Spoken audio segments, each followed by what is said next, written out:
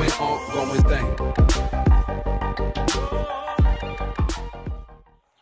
Assalamualaikum warahmatullahi wabarakatuh. Yang terhormat, selaku dosen pembimbing 1 Bapak Sarno Hanipudin MPD, yang saya hormati dosen pembimbing 2 Ibu Sri Mulyani MPDI, dan yang saya hormati dosen penelaah yaitu Bapak Fatur Rahim M.Hum. Di sini saya Devi Rahmawati akan mempresentasikan tugas proposal. Poin-poin yang akan dibahas diantaranya: yang pertama, latar belakang masalah; yang kedua, definisi operasional; yang ketiga, rumusan masalah; yang keempat, tujuan dan manfaat penelitian; yang kelima, tinjauan pustaka; yang keenam, metode penelitian; dan yang terakhir, sistematika penelitian. Untuk mempersingkat waktu, kita langsung masuk ke dalam pembahasan yang pertama, yaitu latar belakang masalah. Pendidikan Agama Islam atau PAI merupakan pendidikan yang bertujuan untuk meningkatkan keimanan, pemahaman, penghayatan, dan pengamalan peserta didik tentang agama Islam, sehingga menjadi manusia muslim yang beriman dan bertakwa kepada Allah Subhanahu wa Ta'ala, serta berakhlak mulia dalam kehidupan bermasyarakat. Setiap orang tua berharap anak-anaknya kelak menjadi anak-anak yang berakhlak baik, yang mengerti adab sopan santun, dan dalam pergaulan sehari-hari, sehingga kehadirannya dapat diterima oleh teman-temannya atau oleh lingkungan pergaulan dimanapun mereka berada. Gadget atau smartphone, atau secara sederhana disebut sebagai telepon genggam, sekarang ini sudah mempunyai banyak fitur serta fungsi yang semakin kompleks untuk memudahkan penggunanya. Gadget memang memiliki dampak positif bagi pola pikir anak, yaitu membantu anak dalam mengatur kecepatan bermainnya, mengolah strategi dalam permainan, dan membantu meningkatkan kemampuan otak anak. Di balik dampak positif gawai atau gadget, para orang tua telah lalai dengan adanya dampak negatifnya. Berbagai radiasi di dalam gadget yang akan merusak jaringan syaraf dan otak anak, menurunkan daya aktif anak dan kemampuan anak dalam berinteraksi dengan orang lain. Peneliti ini memilih lokasi di Desa Makmur karena hasil pengamatan yang dilakukan oleh peneliti yang menyatakan bahwa sebagian besar anak-anak di sana sering menggunakan gadget untuk bermain dan sering menyebutkan kata-kata yang kurang baik, sehingga membuat perilaku mereka tidak baik dan menurunkan akhlak mereka. Namun di sini peneliti hanya memfokuskan kepada 10 orang anak saja. Atas dasar observasi yang dilakukan, penulis terdorong untuk mengangkat judul tentang upaya orang tua dalam meningkatkan akhlakul karimah anak yang gemar bermain gadget di Desa Makmur, Kecamatan Mawar. Selanjutnya kita masuk ke dalam definisi operasional. Di antaranya, yang pertama, upaya orang tua. Upaya orang tua ialah mendidik, memberi keteladanan, pengalaman, sehingga menjadikan anaknya seperti yang ia inginkan. Orang tua berusaha untuk meningkatkan akhlak anak, yang dimana akibat gemar bermain gadget menimbulkan hal yang buruk. Yang kedua yaitu akhlakul karimah. Akhlakul karimah ialah segala perbuatan atau perilaku yang baik dan terpuji.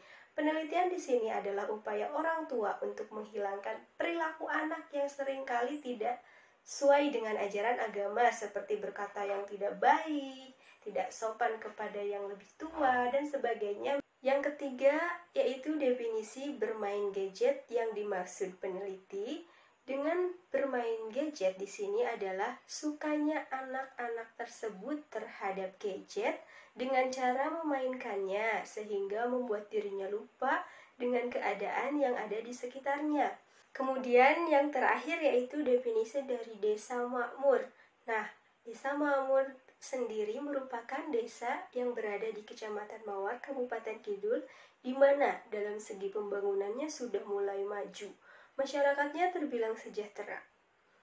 Kemudian kita masuk poin yang ketiga yaitu rumusan masalah. Berdasarkan latar belakang masalah tersebut, maka rumusan masalahnya adalah: yang pertama, bagaimana dampak terhadap akhlakul karimah anak yang gemar bermain gadget di Desa Makmur. Yang kedua yaitu bagaimana upaya orang tua dalam meningkatkan akhlakul karimah anak di Desa Makmur, Kecamatan Mawar. Kita masuk poin yang keempat, yaitu tujuan dan manfaat. Tujuan dari penelitian ini adalah yang pertama, untuk mengetahui dampak terhadap akhlakul karimah anak yang gemar bermain gadget di Desa Makmur, Kecamatan Mawar. Yang kedua, untuk mengetahui bagaimana upaya orang tua dalam meningkatkan akhlakul karimah anak di Desa Makmur, Kecamatan Mawar. Kemudian, manfaat penelitian ini terdapat dua bagian, yaitu manfaat teoritis dan praktis. Di antaranya, manfaat teoritis, secara teoritis diharapkan mampu menambah wawasan dan ilmu pengetahuan, serta dapat memecahkan suatu masalah baik bagi peneliti sendiri maupun instansi yang menerapkan hasil penelitian tersebut. Selanjutnya yaitu manfaat secara praktis. Yang pertama, bagi orang tua, yaitu sebagai evaluasi dan masukan dalam mendidik akhlakul karimah anak yang gemar bermain gadget, sehingga akan lebih bertanggung jawab dan memperhatikan betul terhadap tumbuh kembang dan kepribadian sang anak. Yang kedua, bagi anak, berguna untuk meningkatkan akhlak yang lebih bermoral, baik di masyarakat maupun di sekolah. Yang ketiga, bagi penulis sebagai bekal di kemudian hari setelah jenjang pernikahan. Yang keempat, bagi masyarakat Desa Makmur sebagai sumbangan pemikiran dalam meningkatkan pelaksanaan pendidikan agama di dalam keluarga. Kita masuk poin yang kelima, yaitu tinjauan pustaka. Berdasarkan pengamatan dan telaah penulis, terdapat beberapa karya ilmiah yang hampir serupa dengan penulis teliti, yaitu di antaranya, yang pertama, skripsi Novianti Ayu Gupita dari UIN Sunan Kalijaga yang berjudul Upaya Guru PAI dalam Menghadapi Pengaruh Media Televisi Terhadap Akhlak Peserta Didik di SD Seropan, Bantul. Perbedaan itu antara upaya orang tua dan guru PAI yang mendidik akhlak anak. Kemudian, dalam skripsi ini sama-sama menggunakan jenis penelitian lapangan dengan pendekatan kualitatif. Untuk yang kedua, yaitu skripsi Muhaimin Darajat yang berjudul Upaya Guru PAI dalam Pembinaan Akhlak Siswa-Siswi di SDN Ungaran 1 Yogyakarta.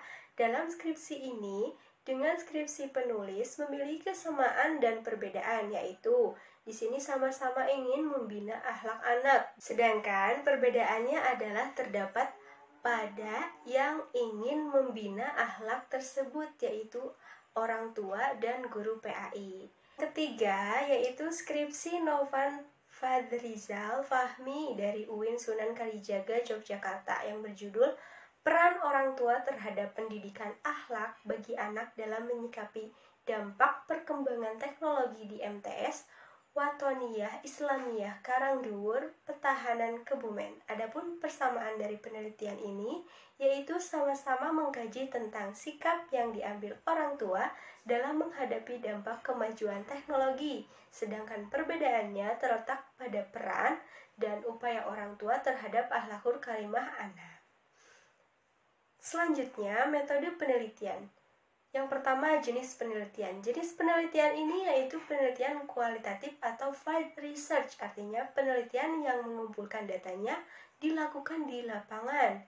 Yang kedua, pendekatan penelitian. Penelitian ini menggunakan pendekatan kualitatif, yaitu berkenaan dengan data, pengumpulan data yang bersifat naratif, terutama untuk memperoleh data yang kaya informasi yang mendalam tentang isu atau masalah yang akan dipecahkan. Nah, yang berakhir dengan penarikan kesimpulan. Selanjutnya yang ketiga yaitu waktu dan tempat penelitian. Lokasi penelitian ini bertempatan di Desa Makmur, Kecamatan Mawar. Peneliti mengambil lokasi di desa ini karena di desa tersebut banyak anak-anak yang hobinya bermain gawai terus. Waktu penelitian ini pada tanggal 12 Juli 2021 sampai dengan 12 Oktober 2021. Yang keempat, subjek dan objek penelitian. Subjek penelitian ini adalah 10 anak-anak yang gemar bermain gadget di Desa Makmur dan upaya orang tua dalam meningkatkan akhlakul karimah anak yang gemar bermain gadget. Objek penelitiannya yaitu lingkungan masyarakat Desa Makmur dan keseharian anak-anak di Desa Makmur. Pembahasan yang terakhir yaitu sistematika penelitian. Pada bagian awal skripsi, ini berisi halaman judul, halaman pernyataan keaslian, halaman pengesahan, halaman nota pembimbing, halaman moto, halaman persembahan, kata pengantar, daftar isi, daftar lampiran-lampiran. Nah, bagian kedua memuat pokok-pokok permasalahan yang termuat dalam bab 1 sampai bab 5.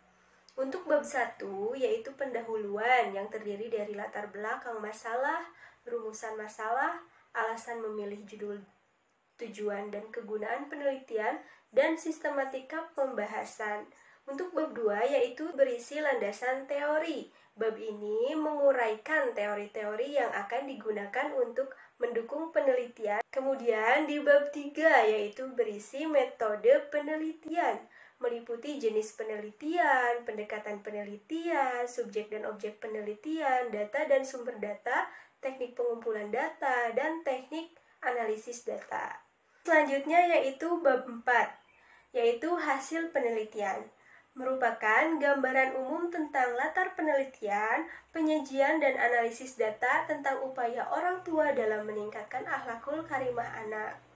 Selanjutnya, bab 5 adalah penutup yang berisi tentang kesimpulan dari pembahasan hasil penelitian. Mungkin cukup sekian presentasi dari saya, kurang lebihnya mohon maaf. Wabillahi taufiq wal hidayah. Wassalamualaikum warahmatullahi wabarakatuh.